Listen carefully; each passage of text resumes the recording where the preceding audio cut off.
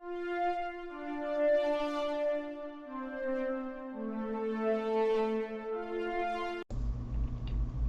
episode is partially brought to you by the Humble Choice program. Did you know Humble Bundle has a great monthly subscription service that lets you get a ton of video games every single month? That's right, from plans range from $5 to $20 a month, you get a hold of a bunch of free games they have available to you. And you could use our code down in the description below to go and sign up. It would help our podcast and help you see what great games are available for you this month. Hello everyone, and welcome to episode number 61 of the SWW Show. It's me, AJ, Mike alongside me, virtual. Hello. Well, alongside. I do this alongside enough. Yeah. We've been in person alongside a few times. This is true. Yeah. I'll probably guess sometime this year, next year, without happening. Yeah, at least once. So, we are here to talk about kind of end-of-year wrap-up stuff.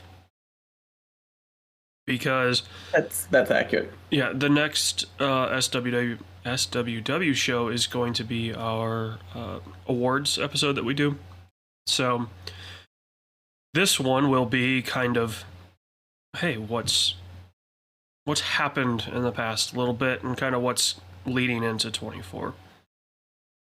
But before we get into that, let's talk about things that we have played. Now, I will say I have seen, I don't know how many times now, when I've been on my computer, a little pop-up from Steam that says, Mike is playing Dave the Diver.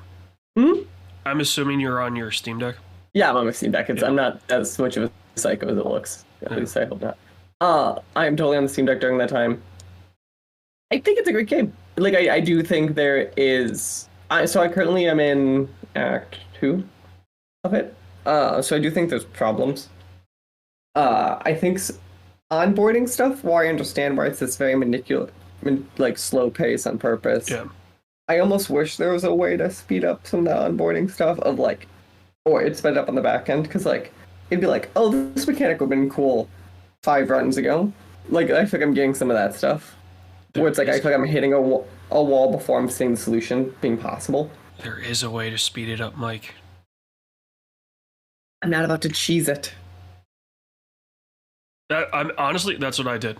Like, okay. Because I was like, okay, I could either grind once I've got the loop for the act, right? Mm-hmm. I was like, either I can just grind this and artificially inflate my hour count, or I can be like, okay, cool, I've seen everything this act has to offer.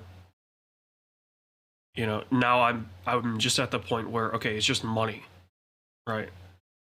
So I would just go in, cheese the money, advance to the end of the act, because it was usually like the next day. And yeah, I would do that. And that was partially because I wanted to see what this game had to offer. It wasn't like I didn't want to cheat the game. Right, I was still interacting with it. It was just speeding up some of that monotony that, funnily enough, is what this, like, it's part of what makes this game good. Yeah, no, I could see where it also makes them good, but I think you said too of like I don't even care that it's monotony. Actually, I kind of like the games that are like 10,000 checkboxes that you just kind of naturally check. Yeah. I almost wish they just gave me more checkboxes at once, or notice as I'm tightening a checkbox that you're kind of releasing the other one sooner. Yeah, and that's part of it, right? Is like there are a bunch of side stuff that you eventually end up being able to do. But a lot of it is, you know, like your fish index, your Pokedex, whatever, I forget exactly what they call it. Like half of that is locked behind fishing at night. Yeah. Which you don't get until you're several hours in. I just recently got it, actually. And it's very much one of those you're like, and now there's an extra decision of, do I want to, do I not? Like, I have to figure out, is the calculation of, is it actually worth it? And it almost never is, unless it's like I will say there's a few like boss encounters that happen. Like I have the eel guy, for example, I have to serve still. Like that would be one I feel like it's probably worth it. Yeah, that you have to. So that one is a mandatory. You have to fish at night because that's the only time you can get that stuff, at least in the beginning. Yeah, it's just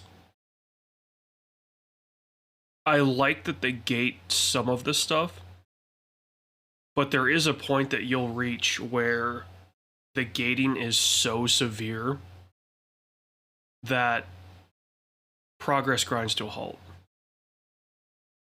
And the thing of it is, like, yes, progress grinds to a halt, but at least the progress is fun. Right? Like, the restaurant, running the restaurant is fun. It helps as soon as you get some employees. Oh my god, that fundamentally changed running the restaurant. So, having that is huge. Mm-hmm. So there are different ways that you can kind of go about it. But it's like, you know, it's the game artificially inflates its time. I do wonder, like, if you just from the start gave yourself unlimited money, how long this game would actually be. Yeah, I don't think it'd be that long. Like, there'd be stuff, but it wouldn't be, like, a few hours, probably? Because, you know, like, upgrading your weapons is all based on collecting resources. Collecting resources is based on how much weight you can carry and how much oxygen you can have and how deep you can go, which is based on money. So it's like, if you can just forego a lot of that, if you never have to worry about money, you only have to worry about collecting the resources to upgrade stuff. Yeah, how long would it take you? It's still 5 hours. probably a 5 to 10 hour game, if I had to guess. But yeah, I have very little to say against it. So the stuff that It's I do bad. have Like, I against understand it is like, and my discovery against it is the, like, dumb indie discussion, all that stuff. But like, it itself is fine. yeah. I'd say jump into yours next. Yeah, I have finished Assassin's Creed Mirage at 14 and a half hours. Which do you feel about probably that? should be closer to 18, because if you've watched the streams of me playing Mirage, I button mash the story. Because the AC story is so pointless at this point. Especially when these games are traditionally 80 hours long just for the story. I was like, okay, I don't care. I'll figure it out. But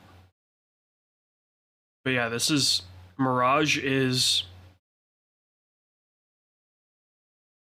The best way I described it to someone was it's AC1 but with modern graphics.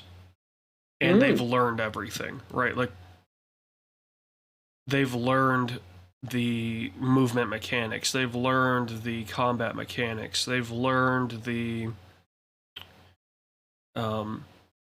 downside to map barf. It's still there, but it's a lot quieter about it. You know, so it's significantly smaller than Valhalla. Right, it's probably the size of 2, maybe 3 regions in Valhalla. Okay. Specifically, like I don't know if you ever played Valhalla, but there were overarching regions, and then there were, like, for lack of a better term, states in those regions. Mirage is maybe one of the big regions. Or it's like 3 of the biggest states. You know, the map's pretty small. That being said, you still should expedite getting the fast travel points. Because it helps a lot. I suppose it's probably like a Spiderman thing. You could totally get around without them, but, like, it makes your life easier. Yeah. So, It's as absurd as ever.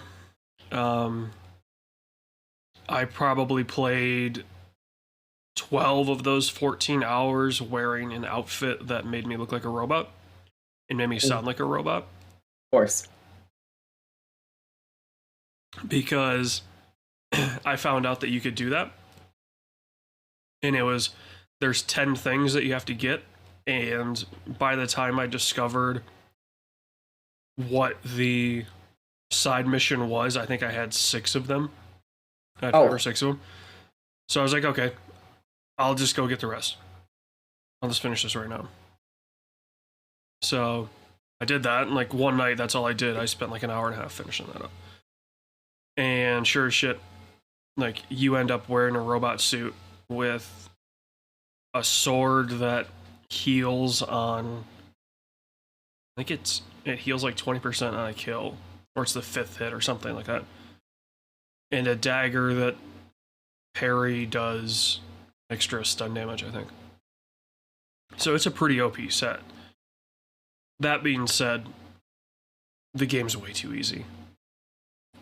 Like, as soon as you figure out the shtick of parry or dodge and then hit, it's pointless.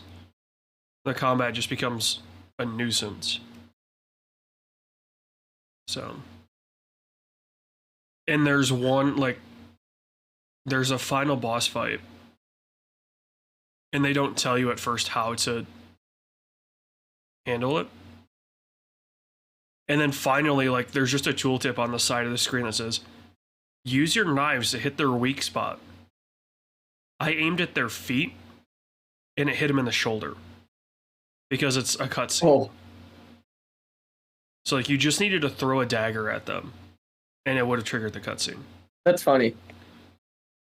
And then it's a cutscene, and then it goes back to, and then it's a traditional fight. By that point, I had so many upgrades to my combat that it was just a matter of time. It wasn't, oh man, I'm struggling with this. So, but yeah, still, I mean, much like I'm sure Spider-Man 2, as soon as you reach a certain point in the combat, it just, like I said, it just becomes something that you have to do. Spider-Man's interesting in the sense of, I think of it compared to, I think a lot of Uncharted's or even the first Spider-Man, where yes, but like it definitely ramps it to a point to try to compensate. Some of those fights you're like, okay, really now? Why is it this hard? Yeah. I feel like I definitely had those where it's like, okay, I wish we kind of didn't arbitrarily make this as bad. Yeah, but I feel like with Spider-Man, and AC's the same way, like, if you fail, you can know instantly where you screwed up. Mm-hmm. You're like, oh man, I got myself in a tight spot, and that's why I died. With Mirage, like, it can kind of bum rush you with enemies, and that will lead to you dying because you just, you know, they don't have, it's not Batman where they come at you one at a time. Like, you can be parrying someone and thinking you're killing them. Meanwhile, an unblockable comes in and just murks you. God, it does. And you're like, fuck, all right. Like, I gotta do this all over again. And then you're like, okay, so just remember space. Spider-Man was the same, the first one was the same way in 7 Miles Morales. Like, I beat them on normal, and then the first Spider-Man, I started New Game Plus on the hardest difficulty. Because I'm like, the combat is not a challenge. Especially once you learn the patterns. Mm-hmm. Mirage, I would like to go back and ramp the difficulty up. But really, other than that, I have zero desire to get back into the game. So, is it? I know we've kind of talked about this. What would you compare it to, like ranking of the recent ones? Is it better than the recent? I know it's different, because it's kind of back to the old way, but yeah, that's the problem, right? Is I put like 57 to 60 hours in Valhalla, and I'm like 2/3 of the way through the story. Meanwhile, I put 15 into Mirage, and I'm completely done. Like, Got it. I'm probably not going back to the game, right? That's not to say it's bad, just probably not going to go back. Mm-hmm. So, it's hard because Mirage is much more condensed. Valhalla has like a chance to breathe at times. Sometimes that breath is too long. But you're also... It does help with the world building. Right. Whereas Mirage, you're like thrown into 9th century Baghdad, and it's like the world's here, like figure it out. You know, you're not... Which does make sense, right? Because your character is from there. You're not, you know, Vikings that are making first landfall in England. So there is that scenario where it feels like it should be shorter, especially since it was supposed to be a DLC for Valhalla. Mm-hmm. So that's, I think, part of what helps that. I can see that. Yeah. Nice. Yeah. Spiderman 2, so it's top line. I beat it. So I thought I'd just shout out. Again, I think really cool. I think really fun.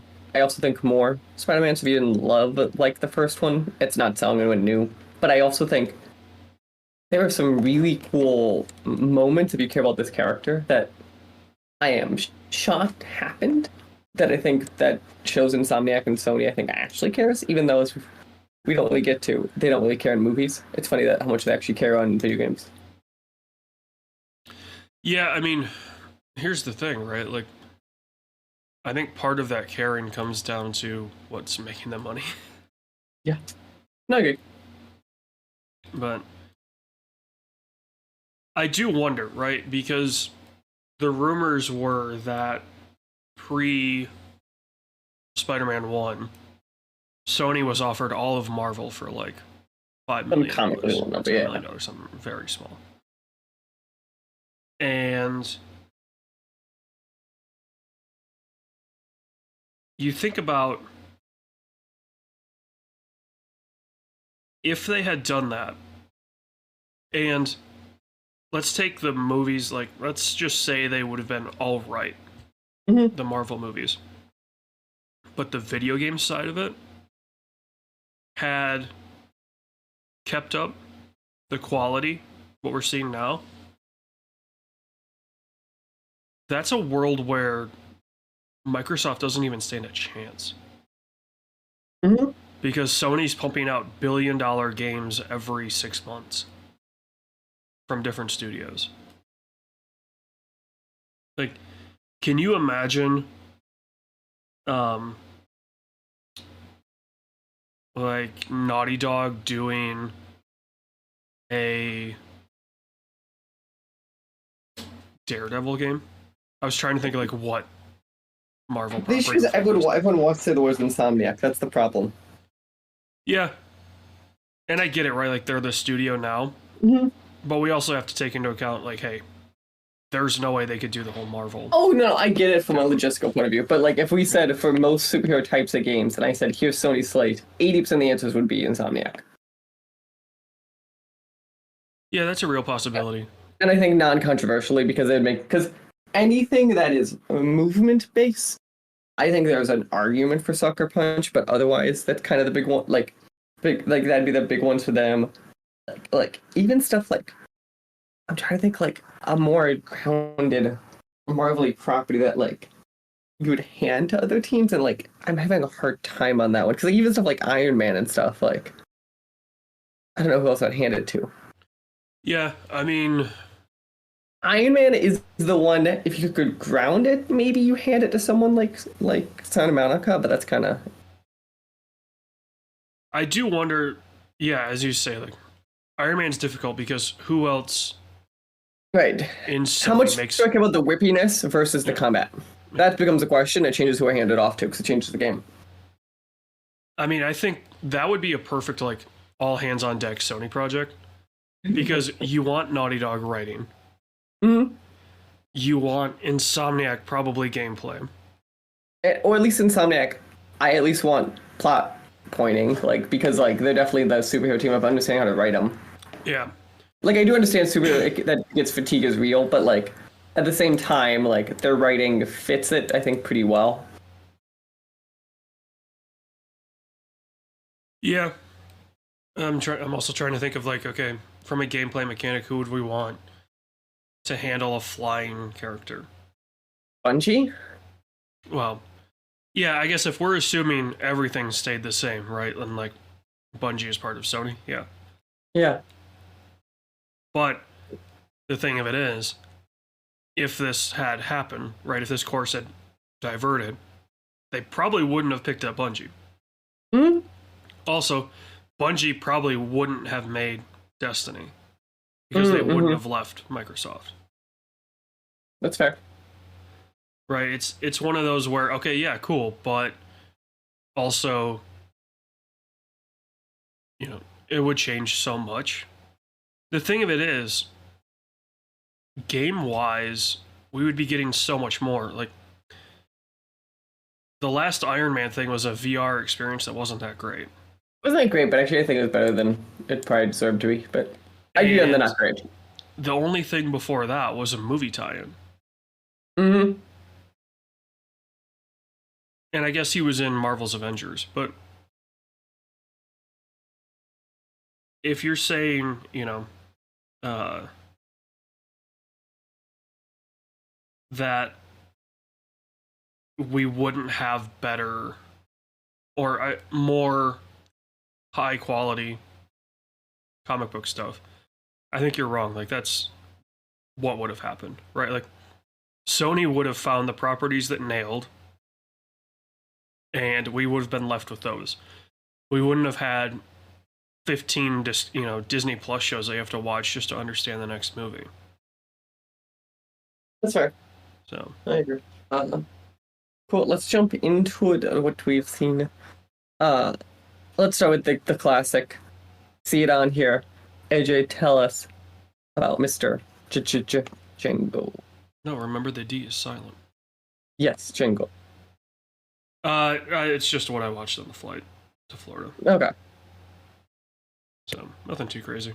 Actually, both of these are things that I watched on. Nice. Let's talk about Bye Bye Barry then. Yeah. So Barry Sanders, the best running back in the NFL. I don't give a shit. He is. Come at me, Emmitt Smith fans. Come at me, Jim Brown fans. Come at me, who else? Adrian Peterson fans. Come at me, Christian McCaffrey fans. It's Barry Sanders. No one did it like Barry.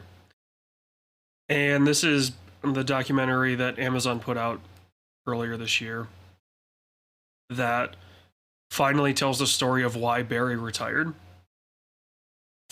And Barry's interviewed in it. Like, Barry tells you why he retired, which I thought was pretty cool. And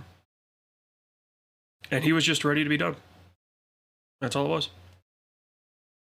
He was just ready to be done. He don't want to play football anymore. And he didn't want to hold a press conference. That was kind of the singular thread through the whole thing was Barry doesn't like the press. Not that he thinks they're bad, he just doesn't like to do it. Doesn't feel like he necessarily needs to do it. So he just faxed in his retirement and flew off to London.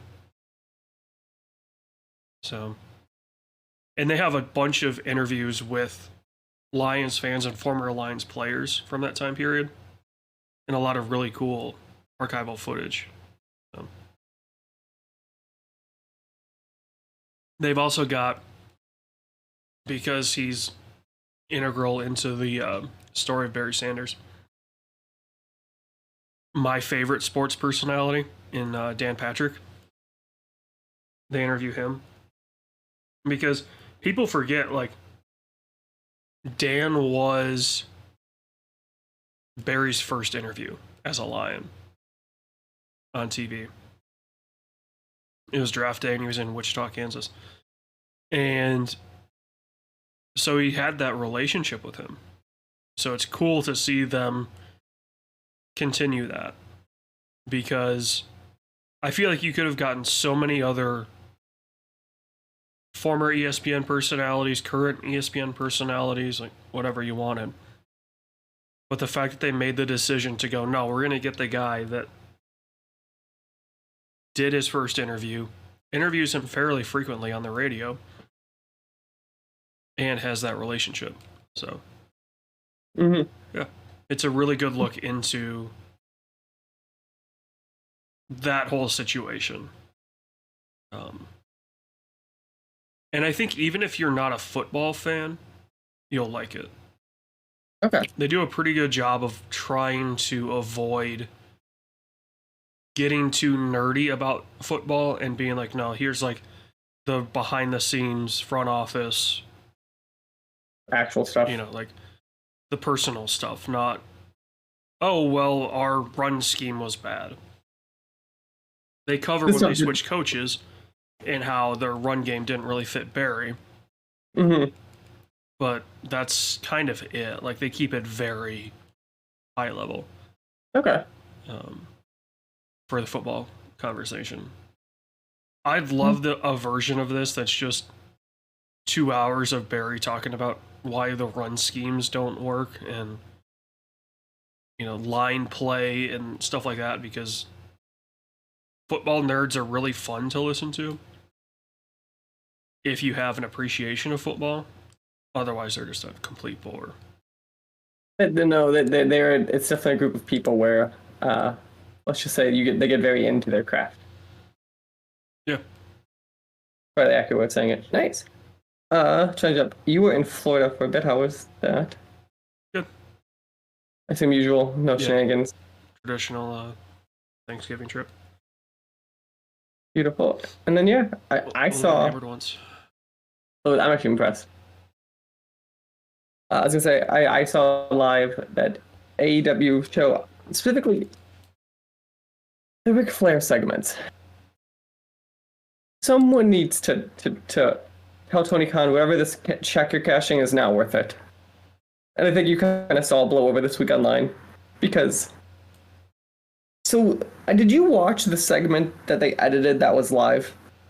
I haven't seen any Rampage stuff since AEW. Okay. You need to find that segment after. It's like a 2.5 minute clip online. Make sure it's the one in the ring, not the one they did before. Okay. They had to edit out a line because he talked about how when they were younger, they used to bring girls back to the hotel room, ages 18 to 25. That's the thing, though. That's been Ric Flair's character since day one. No, I get that. And I'm just like, okay. First off, I'm glad that he at least made it age of consent. Mm-hmm. Because you know damn well there were girls younger than 18. 100%. So, at least he made it sound not as bad.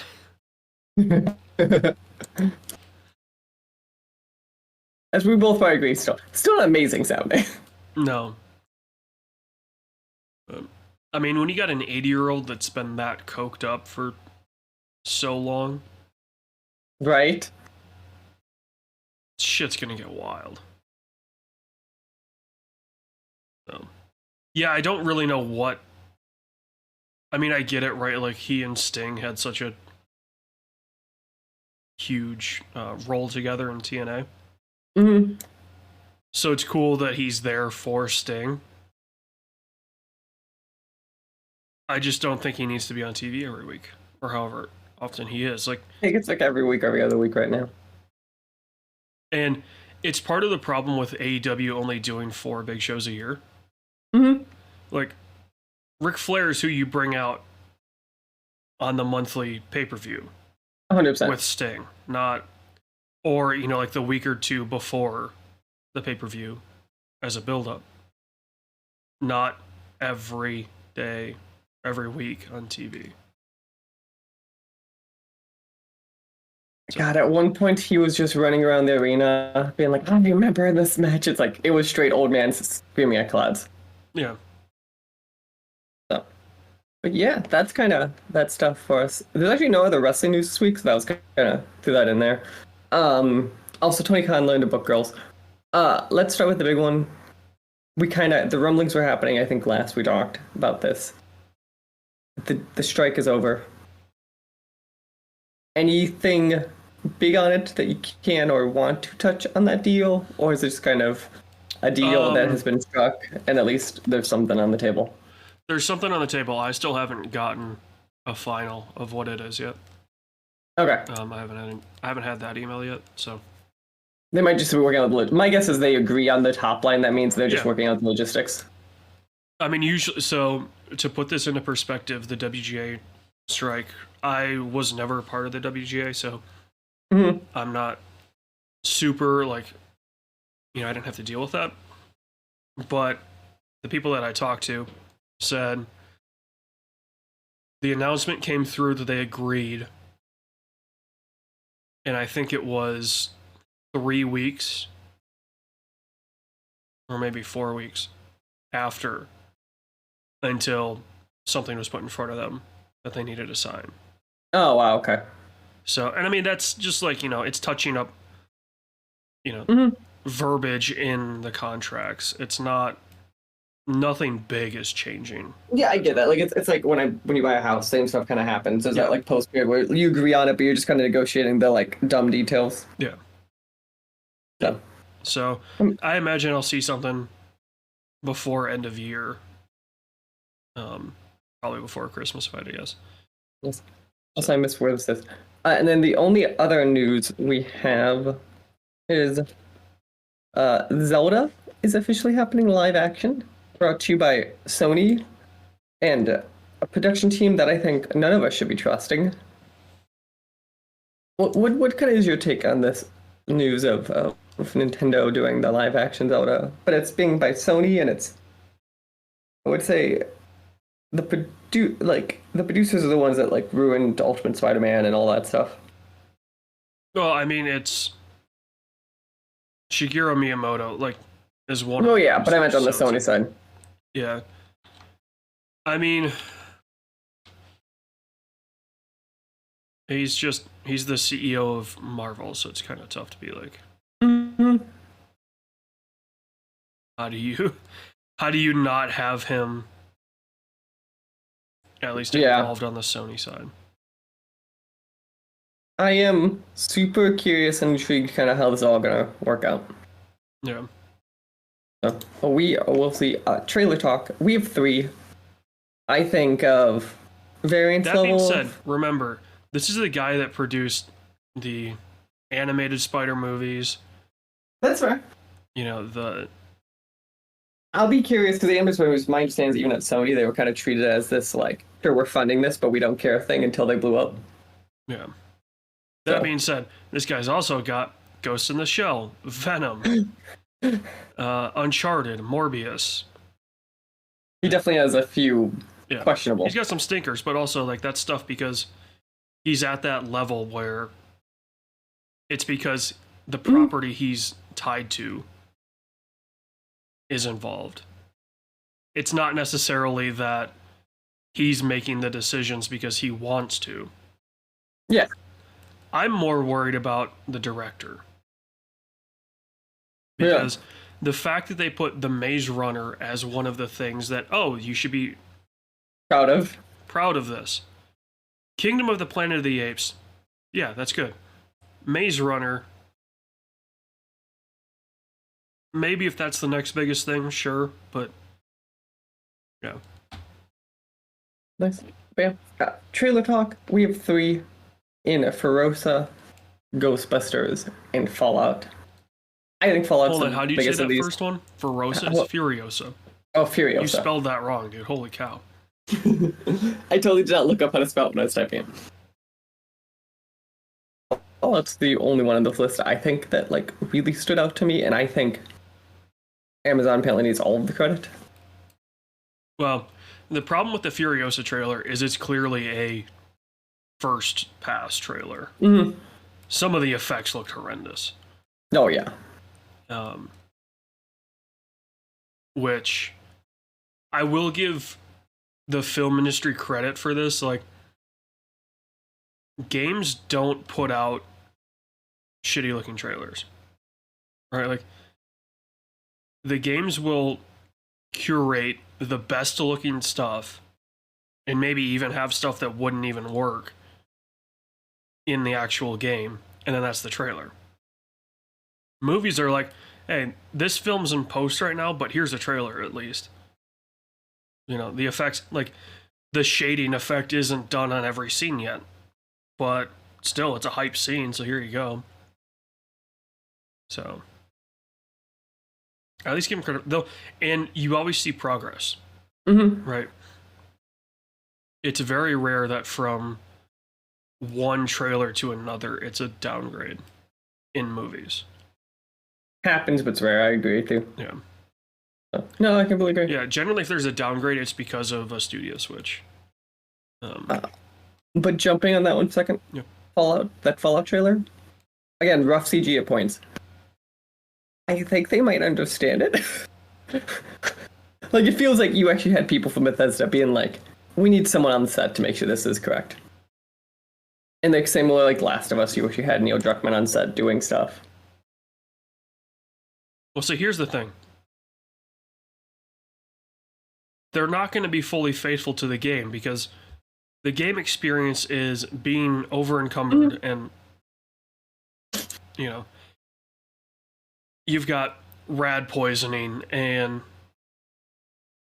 you know, also, let's be real, it's Jonathan Nolan directing this. If you're going to have someone that you need to make sure a show stays faithful, it's him. Right? Like, that first season of Westworld, pretty damn close to what, you know, was originally Westworld. I do find it odd that they seem to be... I'm sorry, I'm just rewatching the trailer and it's saying the studio that brings you free 2-day shipping. Was so good. Yeah. When especially it was like brought to you by the people who did The Boys and the studio. Yeah, and free 2-day shipping. I'm like, okay, that's fine. You know, the fact that it's Fallout 4 Fallout is... But it's on the West Coast. Is a vibe. But you think about it this way. Bethesda made that change, right? Mm-hmm. Fallout 4 and 76 are the same visual language. 100%.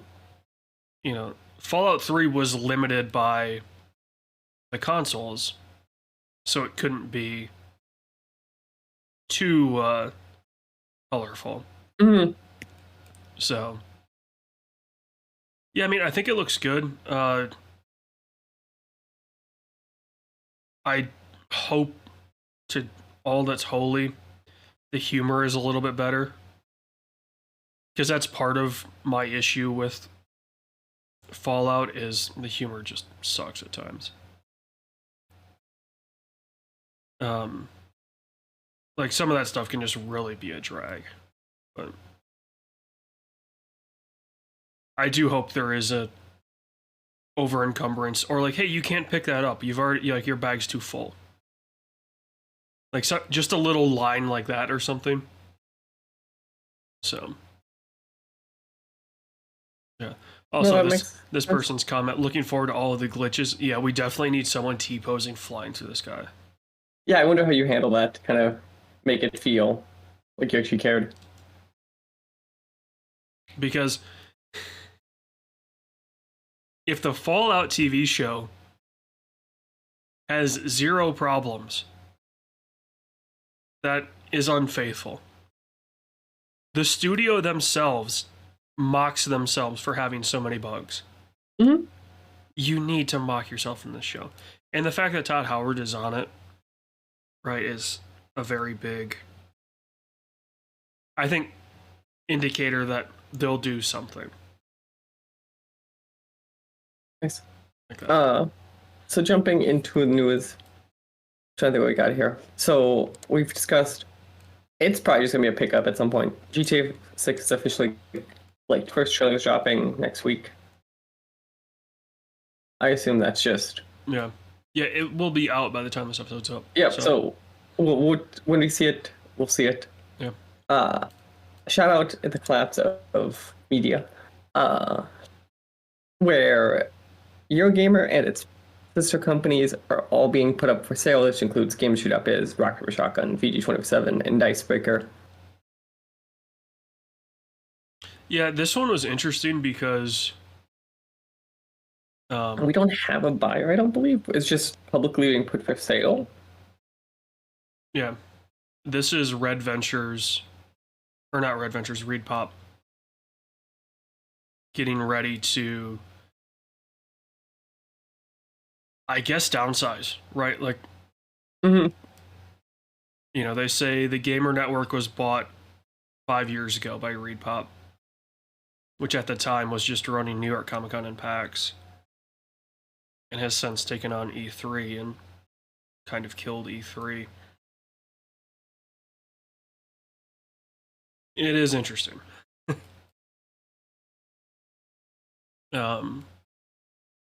Especially when you factor in, like, you know, Eurogamer and, you know, GIB are probably two of the most respected gaming sources anywhere, right? Like, if something comes out of Eurogamer, you're like, okay, this is legit. If it comes out of gamesindustry.biz, you're like, okay, this is legit. Rock Paper Shotgun, VG247, you can kind of take it or leave it, right? Dicebreaker, I just don't interact with them much, if at all, so I can't really say anything about them. You do hope, though, that this doesn't affect that credibility, right? It's going to be tough if Eurogamer and Digital Foundry have to fold because they can't run it on their own. Now, there is the classic line in here of, we're all in strong shape and there are plans afoot to celebrate our 25th anniversary next year in style. That's obviously every announcement like this has that line. Those lines are usually the kiss of death, though. Especially since it is immediately following the line that says the Gamer Network is now up for sale. Right? Mm-hmm. We've seen Red Ventures, we've seen Reed Pop, we've seen all of these new venture, you know, companies trying to figure this shit out. And here's the problem. And I was reminded of this because I watched a clip from the Jeff Gerstmann show. It's about 9 months old, but still rings true today. And this sentiment has always been part of this industry. This industry doesn't care. It doesn't care about the writers, right? It doesn't care about the personalities. It will chew you up, spit you out, tear everything from you, and then just move on to the next one. And the next one. And the next one. Why? Because it gets suckers. Right? There are so many people that they want their job to be playing video games and talking about them. And the unfortunate reality is that saturation of the industry happened 10 years ago. So if you didn't have your name already established then, and that's not only brands, that's personalities too, right? If you weren't established pre PlayStation 4, Xbox One era, you're not going to make it. You just can't. Like, fan bases are already stretched way too thin. There's not enough hours in the day to interact with all this stuff. So how does a company survive? Right? Like, famous example, how is Giant Bomb surviving? Like, it's a shell of what it was. Right? There's zero reason to go to their site anymore. The site's so broken that it doesn't matter. You just watch all their shit on Twitch or YouTube. And they understand that. Right? Like, they're the smallest part of a pretty decently sized machine at fandom. So their site is so low on the priority list that whatever. Somebody like Eurogamer, though, let's use fandom as an example, right? Fandom buys Eurogamer and GIB. They're suddenly at the top of that list because they're an established name. And they're going to be top of the list for whoever buys them because, ooh, shiny new toy. I'm fearing the day where we see Eurogamer get gutted because the venture capitalist company realizes, hey, we can't make money on this. I think that day's coming sooner or later. Yeah. Just being realistic. I mean, shit, at this point, I'm surprised IGN hasn't completely folded, but they're one of those, right? Like, they were established 10 years ago. That brand was established. So there will always be an IGN. Much the same way there will always be a GameSpot. It's just all of those personalities are gone and doing their own thing, and that's the problem, right? Like, how many... I was thinking about this after watching that clip from Gersman. I was like, how many Patreons would I need to subscribe to support that crew versus the one yearly premium membership? Yeah. Giant Bomb Premium with the store code was $50 a year. I think it still is. $50 a year is, what is that, like $4 a month ish? 5, but yeah. Well, that's 60, but yeah. It's like $4.50 a month. Whatever it is. Yeah. Anyway. So you'd be spending that on a Patreon. So you'd be at the $5 tier for one. Mm-hmm. For one Patreon. There's Gersman's, there's Nextlander. There's No Clip if you wanted to keep doing that. So that's 3. That's $15 a month, or whatever that is, $180 a year. So it's 3 times as expensive as Giant Bomb Premium. That just doesn't work. Right? That math doesn't work in today's economy. Pre-COVID, hell, even during COVID, that math worked because people had money. Now that we're at a state where, shrinkflation and stagflation and inflation have hit not just the US, but everywhere at such a rate that, people that we thought were middle class are now struggling to buy groceries. This shit's just so expensive. So how am I supposed to support these people that I used to be able to do because it's $50 a year? You can budget for that. $50 is nothing over a year. Now I have to do that times 3. Then it's a question. Right. It's going to be so fucked. Oh, I agree entirely. But speaking of everything being fucked, let's just do it. I'm going to do this as one big, everyone who's been laid off the past month, which is the following. Free The radical. British banking system. I don't know if you saw that. I did see that. Yeah. Weta. Because Unity is removing that team. Well, okay. 505 Games. Yeah. The Warframe's thing. publisher. Yeah. The Yes, Weta thing. Okay. I could do a whole 2-hour show on why the Weta thing fucking sucks. Short of it is, Unity is keeping all of the tech. They basically just bought Weta for its technology and hit the year and a half mark, or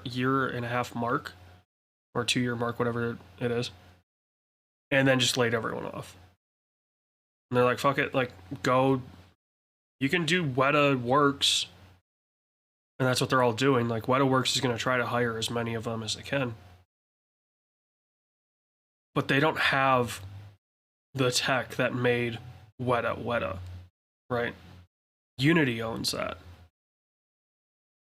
And that's the shittiest part of this. Is yes, people are losing their jobs, but they don't have what they created. So how are they going to go, Yeah.